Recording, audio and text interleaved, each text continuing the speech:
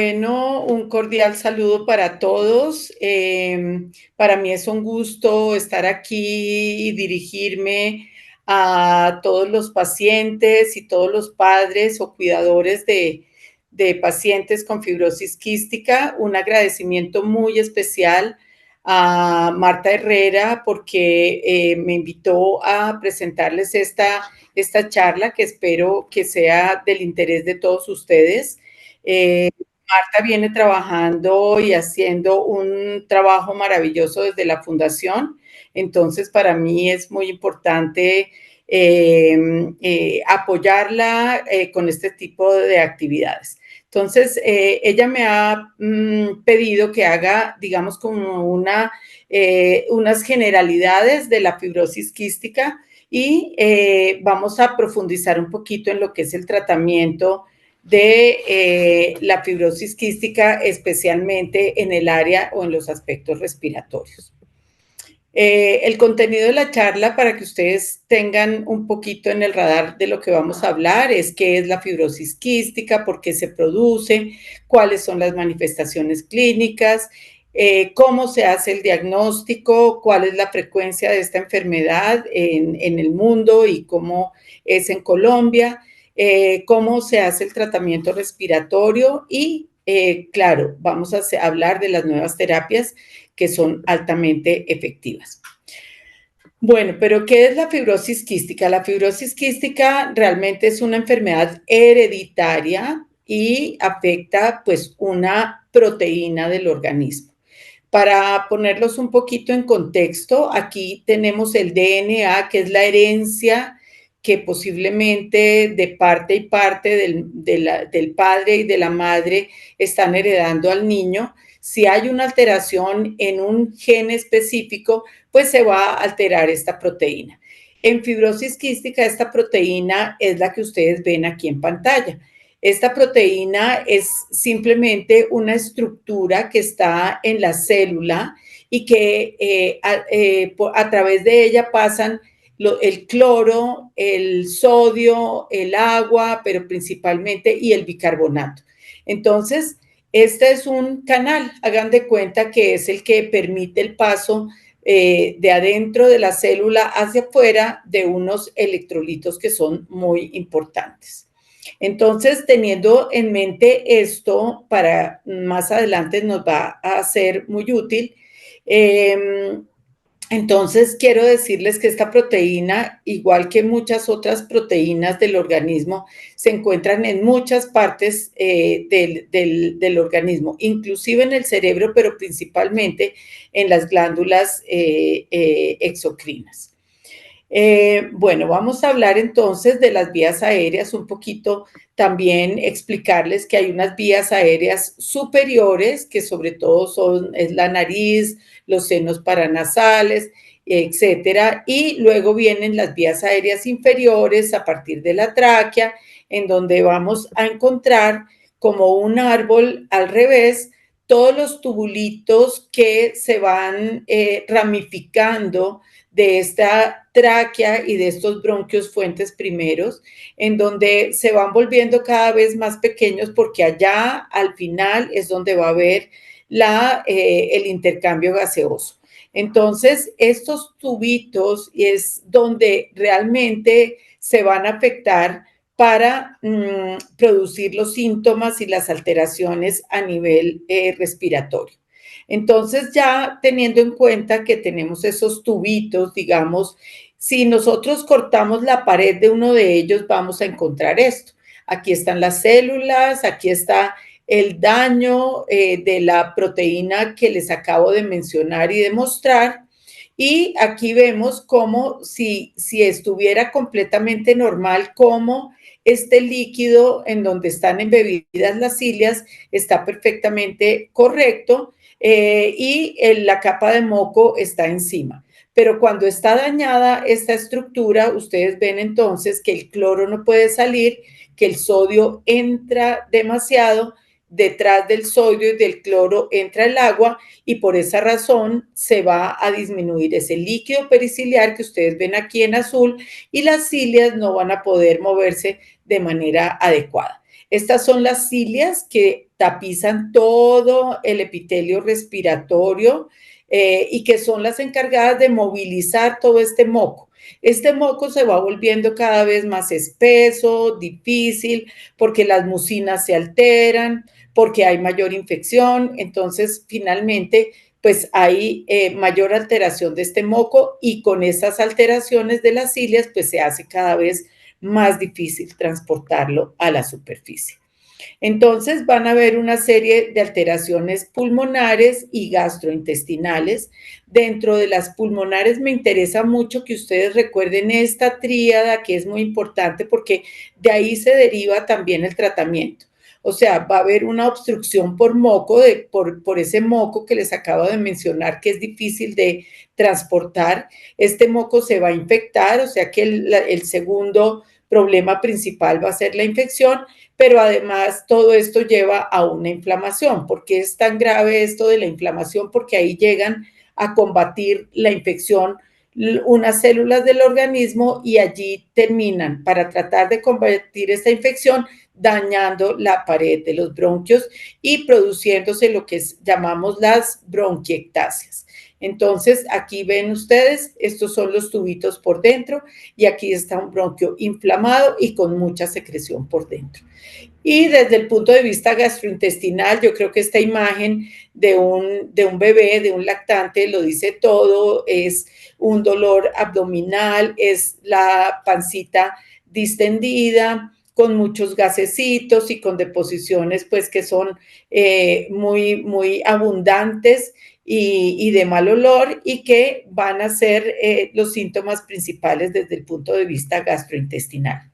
Aquí tengo, digamos, dos imágenes, una más simple, en donde vemos cómo se afectan, digamos, los pulmones con el moco espeso y que va a producir la tos crónica persistente, infecciones respiratorias y también las alteraciones del páncreas y del intestino que van a producir la dificultad para ganar el peso, la dificultad para que las enzimas lleguen al intestino y se absorban y pues bueno, todas las alteraciones desde estreñimiento, etcétera, en los intestinos.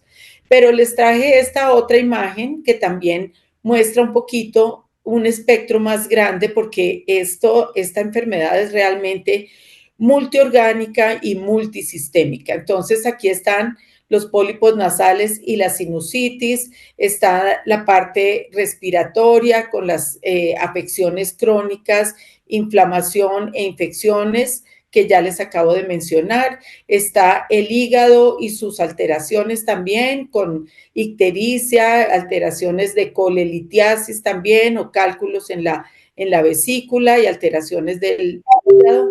También la insuficiencia pancreática que depende del páncreas porque no manda las enzimas al intestino, entonces se va a producir la insuficiencia pancreática, pero también la enfermedad, la diabetes relacionada con fibrosis quística. Por otro lado, la alcalosis metabólica hipoclorémica, que es porque hay mucha pérdida de cloro en el sudor y eventualmente en tierra caliente los lactantes pueden hacer lo que llamamos un golpe de calor. Y en el intestino también el ilio meconial, alteraciones, digamos, distales de obstrucción en el niño más grande, la malabsorción y la falla para el crecimiento y la ausencia bilateral de vasos deferentes que puede determinar una infertilidad.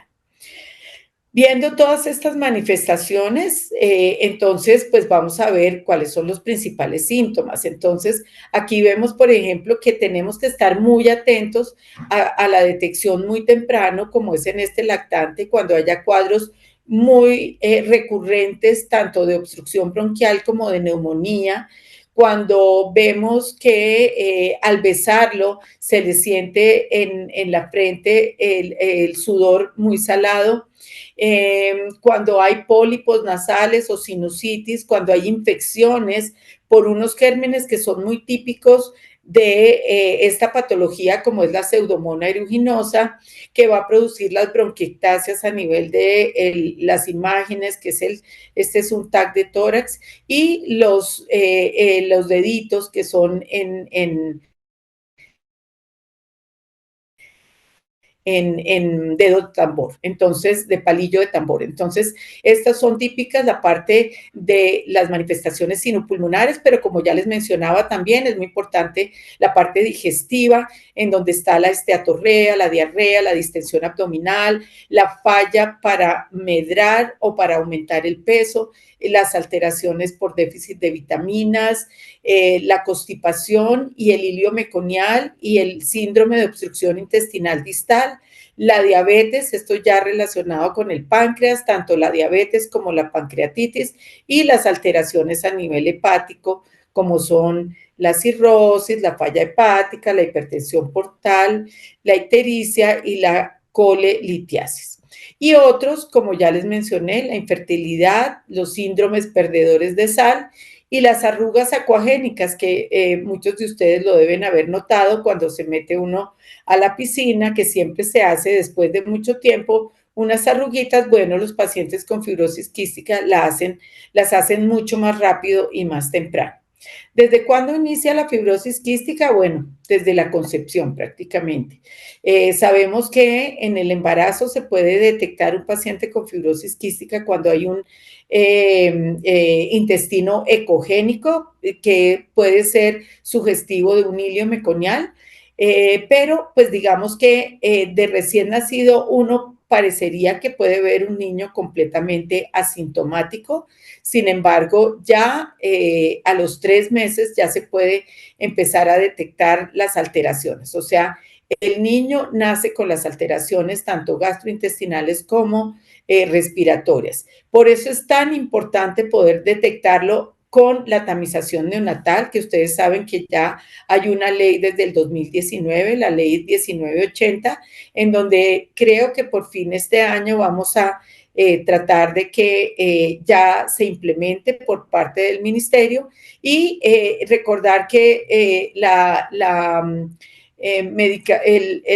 sustancia a medir es la tripsina inmunoreactiva, y si esa primera sustancia elevada en la sangre de talón del recién nacido, se va a necesitar otra para confirmar, ya sea en esa misma sangre de talón con la proteína asociada a pancreatitis, o 3 semanas después volverle a hacer otra tripsina inmunoreactiva.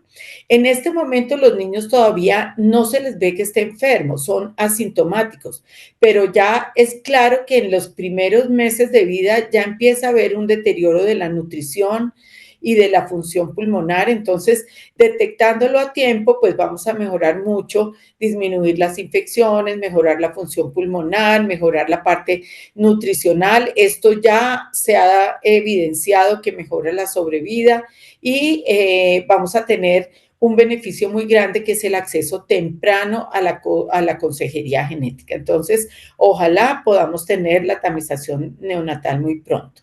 Entonces, ¿cómo hacemos el diagnóstico de un paciente con fibrosis quística? Los síntomas, primero que todo, que son todos los que les acabo de mencionar, pero hay que hacer unos electrolitos en sudor, que es como la prueba de oro para saber si hay si está la enfermedad o no. Y es tener electrolitos por encima de 60 milequivalentes por litro. Importante que esta es una medición directa, que es la única que es confirmatoria. Hay otras pruebas en donde los valores son más altos, que son solo pruebas de tamización y no nos sirven para confirmar el diagnóstico, sino solo para seguir en una alta sospecha. Cuando los valores están entre 30 y 59, no podemos descartar todavía la enfermedad. Hay que volver a confirmar y hay que hacer estudios genéticos para evaluar si realmente hay dos mutaciones, que es con lo que por segundo pruebas se confirma con la genética las mutaciones que están afectando, que siempre tienen que haber dos, una heredada por la mamá y otra heredada por el padre.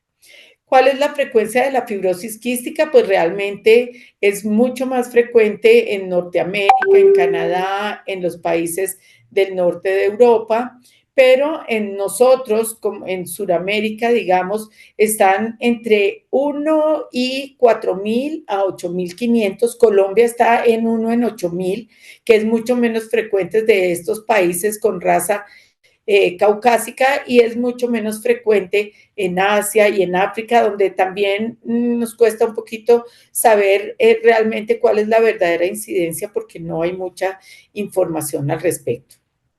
En cuanto a las personas vivas que hay en Colombia, hay más o menos 1.100 personas registradas y reportadas en el Registro Nacional de Personas con Enfermedades Huérfanas del Ministerio de Salud a 2024. Pero ¿cómo se hereda la fibrosis quística? Entonces, es importante tener en cuenta que todo ser humano está construido por una célula, por una cantidad de celulitas en los diferentes órganos. Cada una de esas células tiene un material genético heredado de los padres. Eso se concentra en unas estructuras que se llaman cromosoma, pero son las que contienen el DNA, y una partecita de ese DNA es el que se va a llamar gen, o sea, es un segmento del ADN. En ese gen pueden haber alteraciones. Si hay una madre que sea portadora de esa alteración en el gen y un padre que sea portador de esa alteración, pues vamos a tener la posibilidad de engendrar un hijo con fibrosis quística en un 25% de cada uno de los embarazos que se tenga. O sea, la probabilidad es como lanzar un dado y tener estas 4 posibilidades. Que salga sano también es la misma posibilidad, un 25%, y que salga portador como ellos mismos, un 50%. Entonces, fíjense que hay un 75% de probabilidad de que no tenga la enfermedad y un 25% de que ese niño esté enfermo. Y ya para pasar un poquito a la parte del tratamiento, porque muchas de estas cosas ya las saben ustedes, entonces, pues quiero lo primero decirles que el objetivo principal es realmente poder que el niño y su familia tengan una buena calidad de vida. Y nuestro objetivo como médicos es ofrecer a los niños el mejor tratamiento disponible con el que contemos en el momento. Es así como desde el punto de vista respiratorio, nosotros lo que más queremos es prevenir más que reversar el daño pulmonar. Entonces, el tratamiento debe ser desde muy temprano para poder evitar toda esa cascada de problemas que hay, como la mencioné anteriormente. Desde el punto de vista nutricional y gastrointestinal, sin duda las enzimas son un pilar fundamental para el tratamiento de la mala absorción intestinal, de la insuficiencia pancreática, y por supuesto, yo sé que van a ver o que ya han hecho seminarios específicos de la parte nutricional, en donde hay muchas recomendaciones muy importantes para mantener el peso, la talla y en últimas el índice de masa corporal. También hay que aliviar los síntomas. El estreñimiento es uno de los más frecuentes y por eso es muy importante la concurrencia con el gastroenterólogo pediatra. Y finalmente lo que queremos es poder brindar al niño y a su familia, siempre insisto en eso, una buena calidad de vida y un bienestar emocional. Es claro que por la carga de la enfermedad, por todas las afecciones que tiene, por lo complicado del tratamiento, hay una mayor prevalencia de ansiedad y depresión, tanto en los pacientes ya más grandecitos como en los padres, más importante en la madre. Entonces, es importante estar muy atento a este bienestar emocional para seguir adelante, y también es muy importante tener todos los hábitos de vida saludables, en donde es muy importante, y recalco siempre que el ejercicio es el mejor medicamento que tenemos para la mayoría de las enfermedades. Y las comorbilidades que tenemos que estar atentos, básicamente la diabetes, las enfermedades hepáticas, la ósea, las renales, y ya a medida que los pacientes sobreviven cada vez más, el cáncer de colon se empieza a presentar y por eso hay que empezar a tener una pesquisa desde mucho más temprano, entre los 30 y los 40 años, del cáncer de colon antes que la población general. Todo esto va a llevar a una mejor sobrevida. Y todas estas alteraciones y todo este tratamiento para que realmente lo podamos hacer de una manera adecuada, necesitamos definitivamente de todo un equipo multidisciplinario y que interactúe entre ellos en una misma institución. Es así como en el Hospital Infantil de San José nosotros tenemos neumología, tenemos terapeuta respiratoria, nutrición y gastroenterología, enfermería, psicología y trabajo social, y es como el core o lo más importante para tener para los pacientes, e idealmente debería haber un equipo de adultos y un equipo de niños cuando se hace el tránsito de niño a adulto. Y hay otra serie de profesionales que son muy importantes, no quiero decir que no, pero que van a estar atentos cuando se les requiera y no tienen ni son obligatorios que estén, pero si podemos contar con un pediatra, internista, endocrinólogo, nutriólogo, genetista, pedagogo, otorrino, infectólogo, urólogo, ginecobstetra y fisiatra, pues maravilloso, pero más como interconsultantes que como el equipo core o central que necesitamos para las atenciones y el seguimiento de primera vez y durante todo el proceso diagnóstico y de tratamiento. Recordemos de todas formas que se necesita no solo del equipo de salud, se necesita, y es muy importante, el equipo o las redes de apoyo en la familia. No es fácil sobrellevar estas patologías, por eso es muy importante que nos ayudemos entre la familia, con los padres, por supuesto, pero si hay más red de apoyo, una red de apoyo más amplia, va a ser, las cargas se van a poder sobrellevar mucho mejor. Y cada vez más el niño o el joven tenemos que hacer que haga una buena transición de la edad pediátrica al adulto para que realmente tenga una buena adherencia, logre ese autocuidado y ese comportamiento de adulto para cuidarse a sí mismo y que no tenga la familia que estar detrás de ellos ya cuando son adultos. Ya para entrar al manejo respiratorio, uno de los pilares más importantes es la terapia respiratoria. Y entonces la pregunta es, ¿desde cuándo hay que hacer la terapia respiratoria? Prácticamente tan pronto se haga el diagnóstico. Si nosotros vamos a lograr hacer el diagnóstico de recién nacido, pues va a ser maravilloso porque vamos a poder iniciar el tratamiento desde el diagnóstico, desde que nace. Y por eso dice que aún si el paciente no tiene síntomas. Para esto necesita, por supuesto, una terapeuta que enseña a un familiar para mantener haciéndole la terapia respiratoria de manera permanente.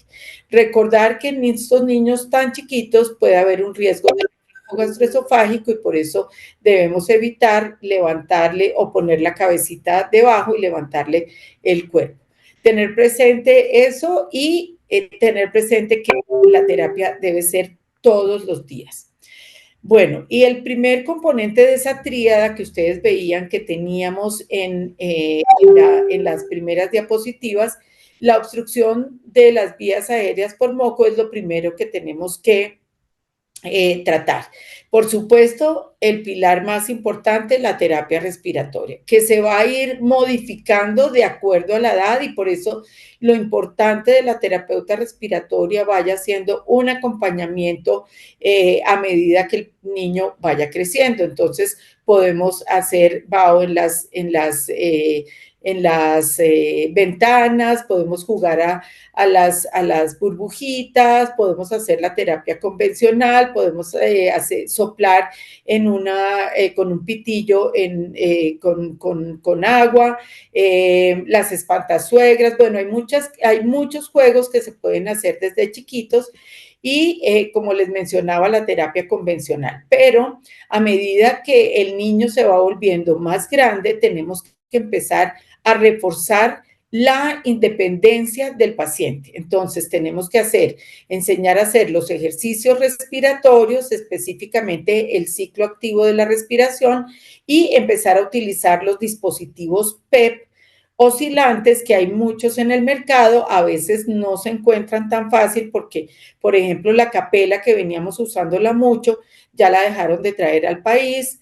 Es posible que entre la aeróbica, está el Cornet también y está el Flutter, que no es tan fácil utilizarlos, pero pues que si no hay más, pues esa puede ser una herramienta importante. Ya para hablar de los medicamentos, entonces tenemos que hablar de la Dornasa alfa. Los agentes mucoactivos que van a desobstruir las vías aéreas son los hidratantes, como son la solución salina hipertónica, y los mucolíticos, que son la Dornasa alfa. Fíjense que la Dornasa es el único con evidencia comprobada, y esto ha documentado que disminuye el BEF1, mejora el BEF1, disminuyen las exacerbaciones y también mejora la inflamación. Ustedes ven aquí cómo el moco aquí está espeso, y prácticamente así lo volteé yo, no va a escurrir, digamos, aquí, y con el efecto de la Dornasa alfa ya podemos ver que eso se fluidifica. Entonces ese es el objetivo, fluidificar. ¿Y cómo lo hace? Aquí les pongo yo este muñequito que está con una tijera, y es porque él lo que hace es que cliva, o sea, que corta el DNA que hay en todo el moco de la vía aérea, porque está lleno de todas las células que han ido a tratar la infección, y por eso está muy lleno de DNA. Entonces, al cortar ese DNA, realmente se fluidifica. Y esta es la dosis diaria que nosotros utilizamos 30 minutos antes de la terapia convencional. Hay que utilizar los equipos o los compresores adecuados y los nebulizadores adecuados, y recordar que también esta Dornasa eventualmente en casos severos de sinusitis nos puede ser útil también para mejorar esas alteraciones en senos paranasales. Tener cuidado con refrigerarla, con protegerla de la luz y del calor. Se dice que si hay un aspecto turbio no se debe utilizar. Siempre esperar a que la dosis esté completa, no hay que mezclar ni diluir, y se debe utilizar los nebulizadores PARI para poder entregar, digamos, el tamaño de las partículas adecuadas para que entren a los bronquios. El otro agente mucoactivo importante es la solución salina hipertónica al 7%. Es verdad que uno la puede eventualmente utilizar a menos, al 3.5%, pero ya no es tan efectiva. Es suero fisiológico, que está al 0.9%, pero con súper exceso de sal. Digamos que es un complemento de la Dornasa alfa, y recupera este líquido periciliar que ya les había mostrado que se daña con la alteración. Entonces va a hidratar un poquito este líquido y va a hacer que las cilias se mejoren. Esta es la forma de administrarlo, es 2 veces al día. Y a veces hay escasez, como en estas épocas, en donde se puede preparar en casa como agua destilada, 2,5 centímetros, y cloruro de sodio o natrol, 2,5 centímetros, para conformar 5 centímetros y poder nebulizarlo 2 veces al día. Recordar que esta solución salina hipertónica y otros medicamentos pueden producir broncoespasmo. Por eso necesitamos antes los broncodilatadores. Es importante entonces que estos broncodilatadores, que son salbutamol o levosalbutamol, sean utilizados ya sea nebulizados o con inhalocámara y con el inhalador de dosis medida. Y es claro que la terapeuta y el neumólogo tienen que insistir en cómo es la técnica inhalatoria para que realmente se usen de manera adecuada. Los compresores y los nebulizadores para poder llevar, digamos, estos medicamentos al pulmón van a ser en lactantes este tipo de nebulizador. En el preescolar esta interfase también con este nebulizador, pero ya a partir de los 3 años, idealmente el niño debe ponerlo en la boca para que realmente llegue mejor al pulmón. Y este pues es el compresor que nos va a ayudar para que estos medicamentos lleguen. La inflamación es también, como les mencionaba, es el segundo componente de la tríada, aquella que les mencioné, que es obstrucción de moco, inflamación e infección. Y esto es muy importante porque se ha demostrado que la acitromicina, que es un antibiótico, pero dado como antiinflamatorio, 3 veces por semana disminuye las exacerbaciones y mejora la función pulmonar. Entonces, podemos utilizarlo en jarabe o en tabletas y hay que descartar de todas formas siempre previamente las infecciones por micobacterias. Se dice que su efecto es mejor si hay ya una infección por pseudomonas, la respuesta a estos antiinflamatorios es mejor. Luego viene el manejo de la infección. Se dice que no está recomendado dar antibióticos para prevenir las infecciones. Es muy importante y sí está recomendado erradicar la primoinfección, o sea, la primera vez que un niño se infecta con Pseudomonas aeruginosa, tienen que acudir rápidamente como una emergencia al neumólogo que esté a cargo del niño para hacer un tratamiento de erradicación. Si eso ya no se puede hacer o ya hay infección crónica, lo que podemos hacer es una supresión de esta Pseudomonas aeruginosa a través de antibióticos inhalados, porque ya esta Pseudomonas seguramente tiene una biopelícula. Y en las exacerbaciones, entonces, los tratamientos van a ser orales, dependiendo de qué tan severa es la exacerbación, o endovenosos, y van a haber diversos gérmenes. ¿Cuáles son los gérmenes? Entonces dependen de la edad. En los primeros años de vida, el principal es el estafilococo aureus, que después va disminuyendo en la medida en que aumenta la Pseudomonas aeruginosa a través de la edad. Hay otros como la Burkholderia cepacia, que ojalá no la tengamos nunca, es difícil de erradicar, la Stenotrophomonas maltophilia, la Achromodacter psiloxidans, bueno, y el Haemophilus influenza. Todos estos acompañan durante todas las edades las infecciones en el paciente con fibrosis quística. El tratamiento de supresión, entonces fíjense que puede ser a través, ¿por qué con antibióticos inhalados? Porque va directo a las vías aéreas y llega en altas concentraciones.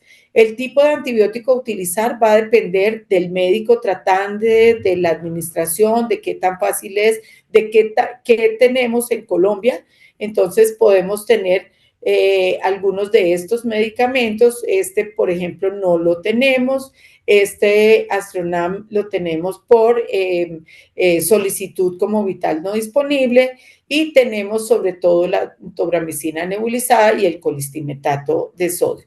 Recuerden, es para la infección por pseudomonas cuando ya es una infección crónica. Pero ¿cómo es el orden de los medicamentos? Esto es bien importante. Entonces, primero tenemos que usar, como les mencioné, el broncodilatador, que es el salbutamol, luego la solución salina hipertónica para hidratar la vía aérea, luego la dornasa alfa para fluidificar las secreciones y ojalá a los 30 minutos después hacer la terapia respiratoria.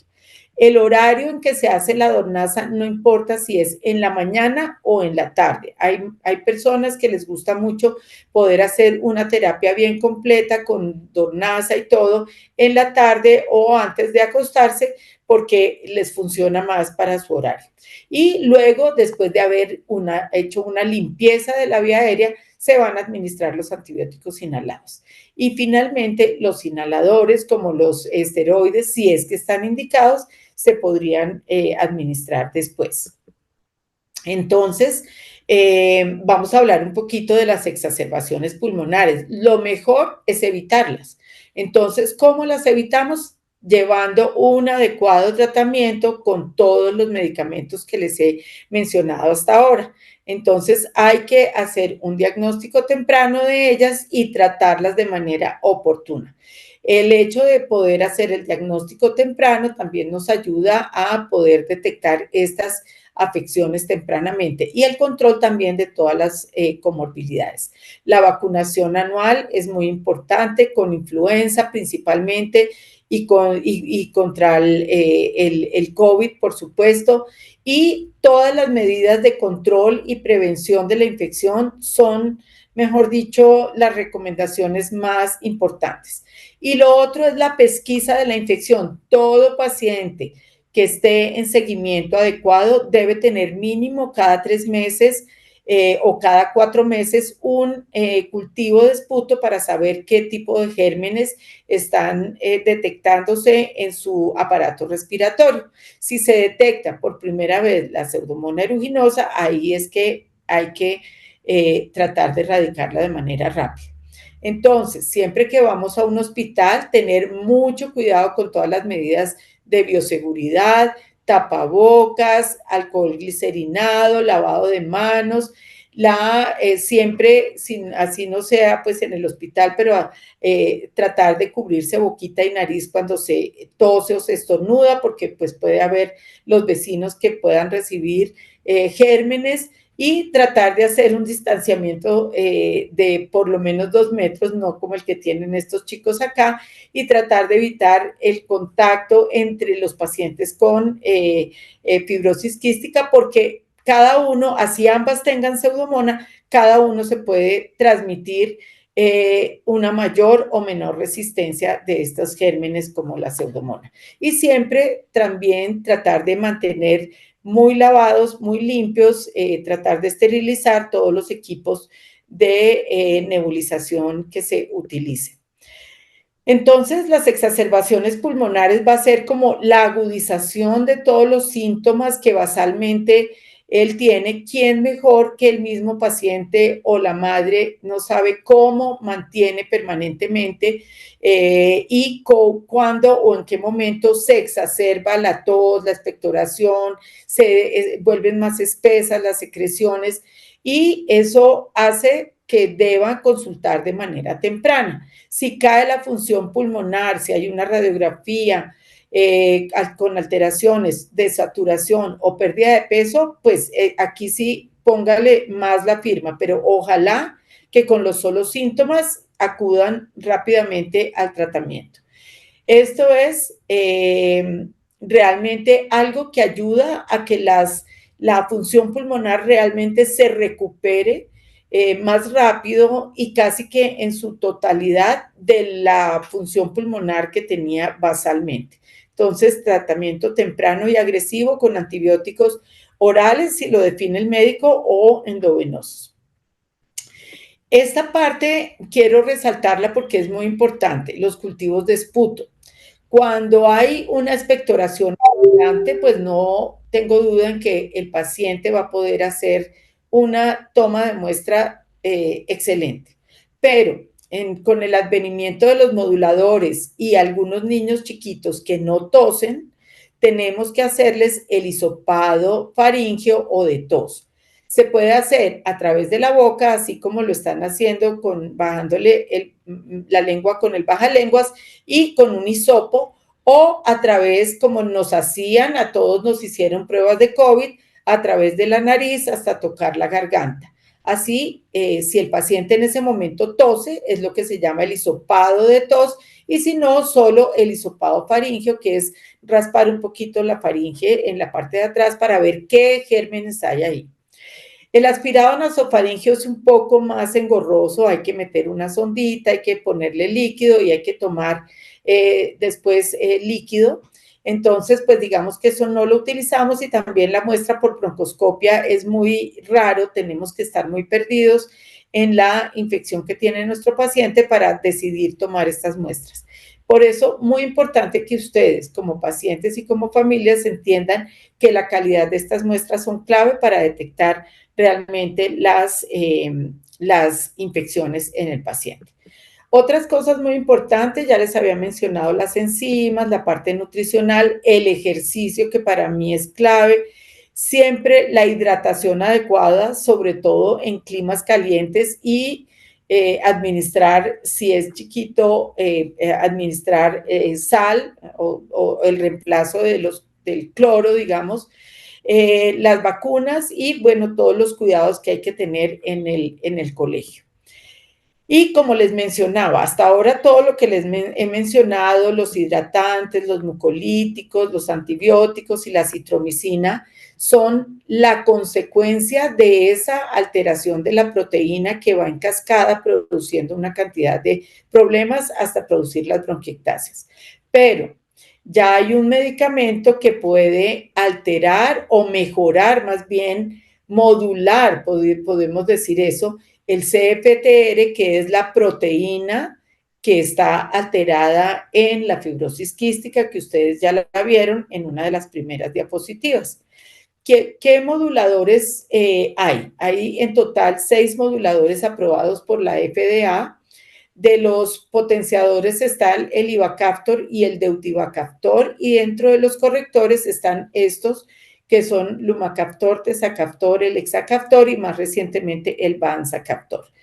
A veces cuando la alteración de la proteína es simple, o sea, solamente hay necesidad de abrirlo, entonces se utiliza un potenciador para que ese canal empiece a funcionar.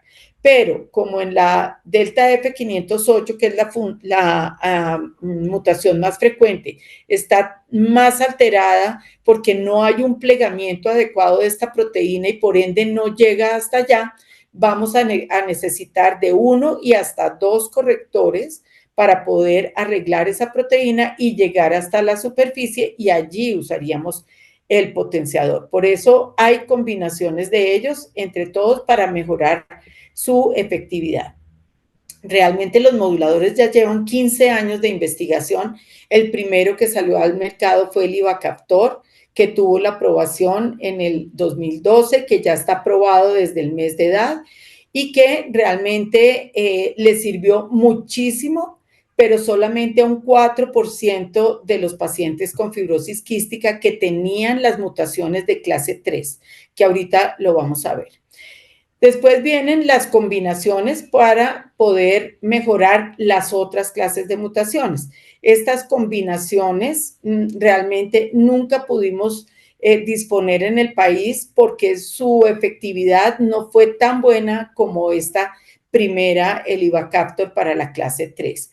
Y ya más recientemente, en el 2019, recibió la aprobación el elexacaftor, tezacaftor y ivacaftor, que ya está aprobado por mayores de 2 años y que realmente pretendo mostrarles ahorita la evidencia de cómo ha realmente ayudado mucho en muchas cosas o en muchas alteraciones del paciente con fibrosis quística.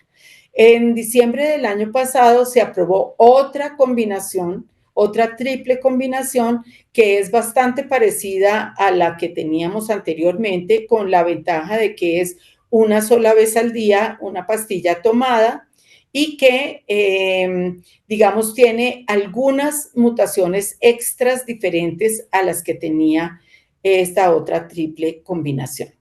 Entonces, parece esto un poquito enredado, yo sé que no es fácil, pero es para tratar de explicarles un poquito la clase 1, en donde no hay proteína, la clase 2, que es la alteración de la delta F508, que ya les mencioné que no se pliega y por ende no llega hasta la superficie. Las de clase 3, que es para las que el ivacaptor funcionó muy bien, porque era solamente abrir el canal. Las clase 4, 5 y 6, aunque hay proteína, se recambia y la cantidad es insuficiente. Entonces, fíjense que la severidad de las clases de mutaciones son en la proteína, pues es bastante importante. Entonces, para ya hablar específicamente de las terapias altamente efectivas, hay que hablar de esta triple combinación, el hexacaptor, tezacaptor y ivacaptor. Este fue uno de los primeros trabajos que se hicieron en los mayores de 12 años y demostraron que casi que de inmediato, aquí a los 15 días, algo que nunca habíamos visto con ningún otro medicamento, mejoraba hasta 14, casi 14% el BEF1 y se mantenía a través del tiempo mejorando un puntico tal vez más. Esto para nosotros, los que trabajamos en fibrosis quística, y bueno, para los pacientes especialmente, que lo notan inmediatamente en sus síntomas, es algo muy importante y que no lo habíamos logrado con ningún otro medicamento. El otro beneficio es la disminución de las exacerbaciones, no solo las exacerbaciones pulmonares a nivel de ambulatorio, sino también las exacerbaciones de hospitalización. Pero mucho más diciente, que estamos realmente atacando el problema, es el hecho de que disminuyeron los electrolitos en sudor de los pacientes y se mantuvieron casi que dentro de un rango normal. Esto es, digamos, como parte de lo que nos demuestra que sí estamos atacando el verdadero problema, que es corregir la proteína. Y por otro lado, el cuestionario de calidad de vida en el dominio respiratorio subió casi 20 puntos, o sea, la sensación de bienestar en esos pacientes fue muchísimo, muy significativa, al igual que la mejoría en la parte nutricional. Luego ya empezaron a ver otra serie de estudios a más largo plazo para demostrar que se mantenía el efecto en los pacientes de 6 a 11 años. Tenían además otros desenlaces como el índice de aclaramiento pulmonar, que se demostró que también servía. Y en los niños de 2 a 5 años ya hay estudios abiertos y a largo plazo en donde además de todos los anteriores desenlaces, medían la elastasa para saber si se mejoraba y efectivamente en algunos pacientes en donde se inició tempranamente, parece que la elastasa mejoró, o sea que disminuía la insuficiencia pancreática. Siempre, de todas formas, hay que tener en cuenta que no todos los medicamentos tienen efectos adversos. Entonces, aquí los efectos adversos estuvieron muy al principio como en una purga respiratoria, o sea, los pacientes al principio sentían que empeoraba un poquito esa secreción, pero era cosa de días y luego ya se secaban prácticamente, la expectoración cesaba, la tos cesaba, el dolor abdominal era una de las cosas que notaban como evento adverso. Y como les digo, un poquito de aumento de la sensación de secreciones inicialmente. Y otros efectos a nivel de la piel, el rash, el acné, pero lo más importante, la parte de las transaminasas, que casi en un 25% podían aumentarse. Casi nunca son tan severas como para tener que disminuir o quitar completamente el medicamento, pero sí hay que estar muy en seguimiento para saber qué podemos hacer en el paciente que tiene estas alteraciones.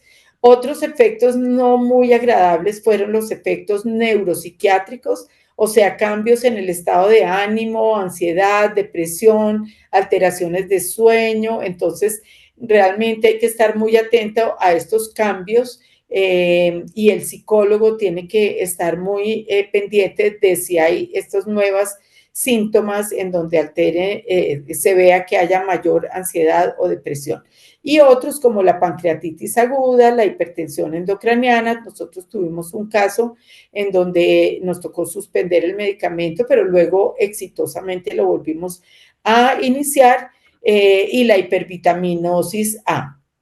Ya en la vida real, vemos cómo en total, en el registro americano de fibrosis quística, que es quien mejor lleva realmente todos los desenlaces de los pacientes, vieron cómo desde el 2019 al 2020, cuando se iniciaron los moduladores, se redujo la tasa de infecciones y de exacerbaciones pulmonares, sobre todo endovenosas, en todas las edades realmente. Entonces, esto es un cambio que dice mucho.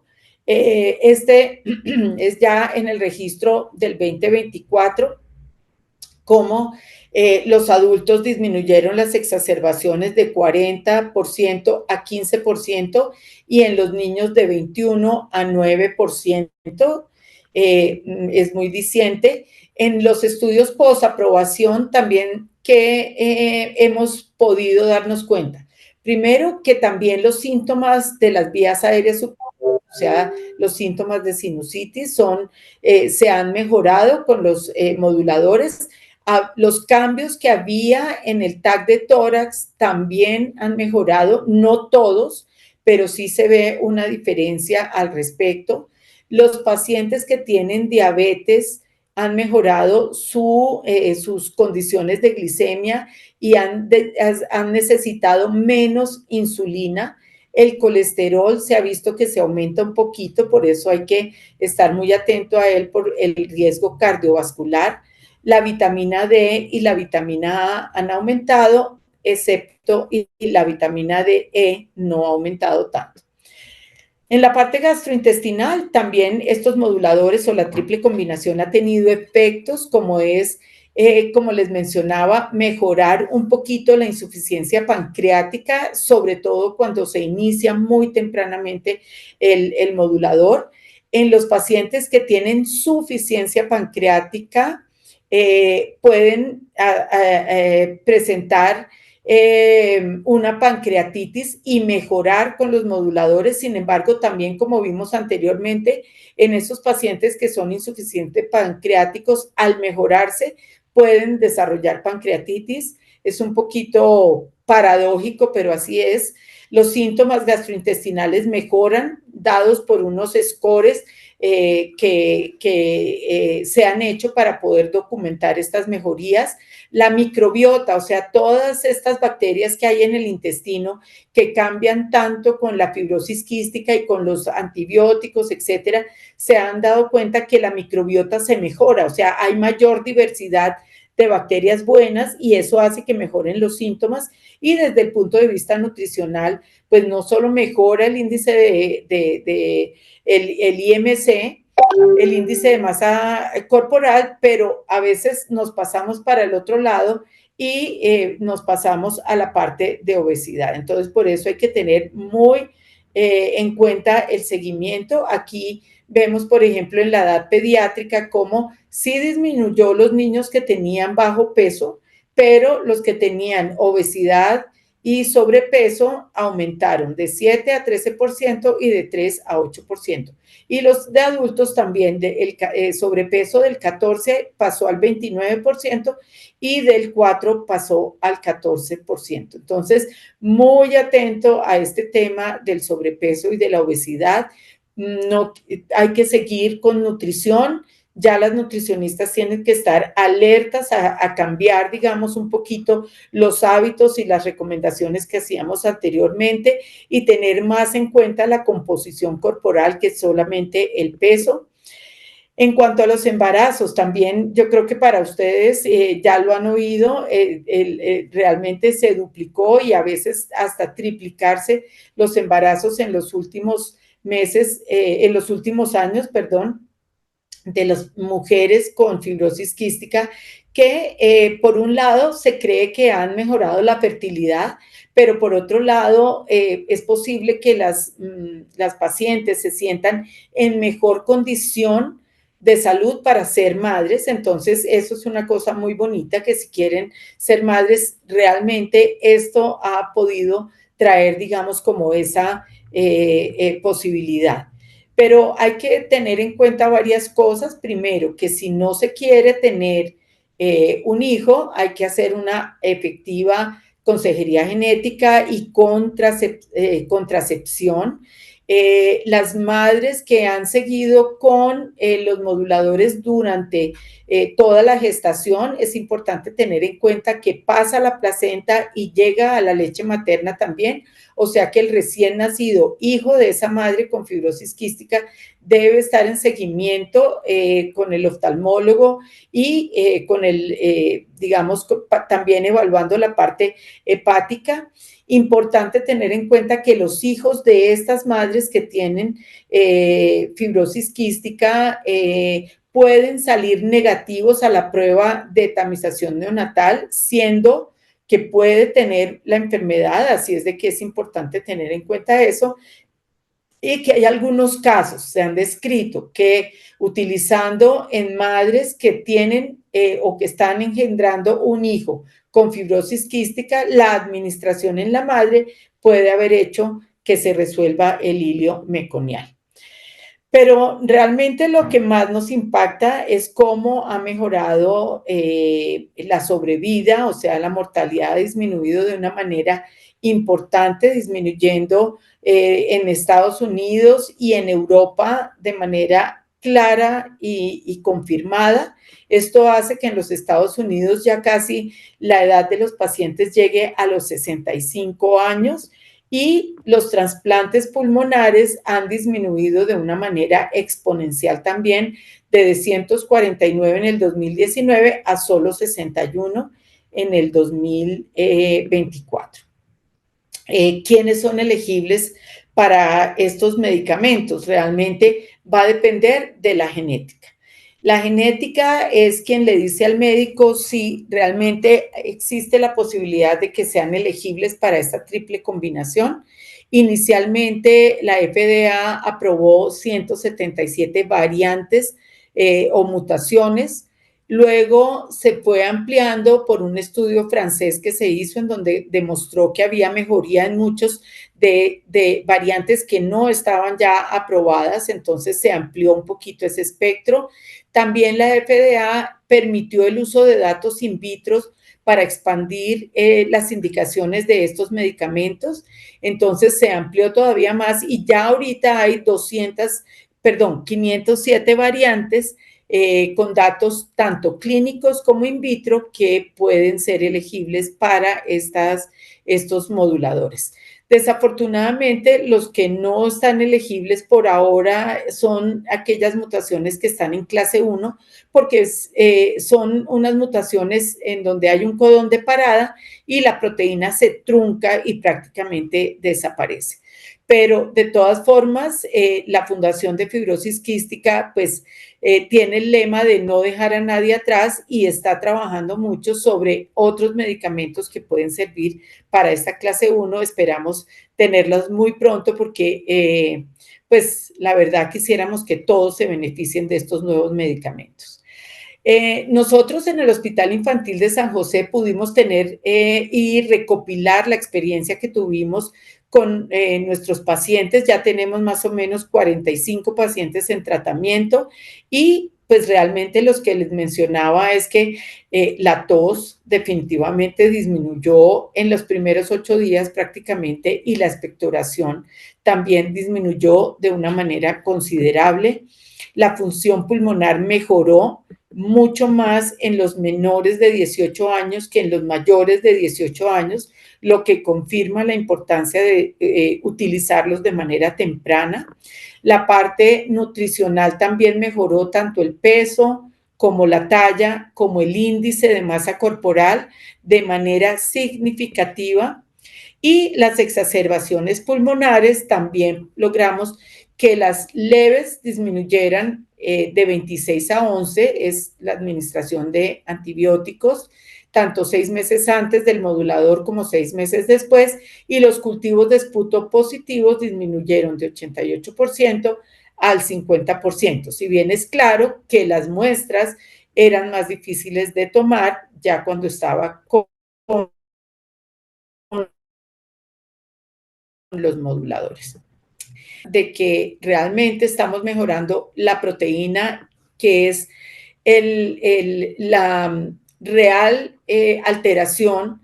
Encontramos que la mejoría de los electrolitos en sudor mejoraban en por lo menos 21 pacientes, mejoraron realmente mucho. Entonces, yo creo que con esta charla espero haberlos ilustrado sobre todas las manifestaciones de la fibrosis quística y también todos los nuevos resultados y las nuevas expectativas que hay con estos medicamentos. Es un mensaje de esperanza realmente, siempre sale el sol después de la noche y realmente respeto y admiro mucho las familias y los pacientes con fibrosis quística porque realmente los veo batallar y luchar día a día con esta enfermedad y por eso para quienes hemos estado tantos años al tanto de estos pacientes, pues nos llena realmente de mucha alegría poder ver una buena parte de los pacientes mejorando de manera significativa. Estamos seguros que la Fundación de Fibrosis Quística va a seguir desarrollando mejores medicamentos, mejores dispositivos para poder mejorar la fibrosis quística. Muchísimas gracias.